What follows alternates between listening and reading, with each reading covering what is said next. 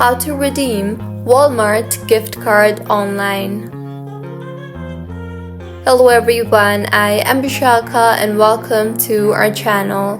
I will take you through the step-by-step process on how to redeem Walmart gift card online. Now, let's get right into the tutorial. Firstly, go ahead and open your preferred browser and in the search bar search for walmart.com. Make sure you are signed in, and if not, then go ahead and sign yourself in. Now, to redeem your Walmart gift card online, tap on your account name on top right of your screen and further tap on the account option in the drop-down menu that appears. On the left side toolbar, you will see the option for wallet. Tap on that and further, under the add a payment method option, you will see the gift card option. Tap on that.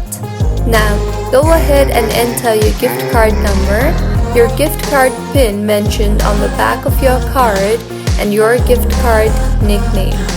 For e-gift cards, find the PIN in the confirmation email. Once you have entered all these details, tap on the Save Card button and the gift card will be redeemed. So, this is how you can redeem Walmart gift card online. If you find this tutorial helpful, please like the video and do comment if you have any queries. Also, do subscribe to our channel Login Shines for similar helpful tutorials. See you on the next one.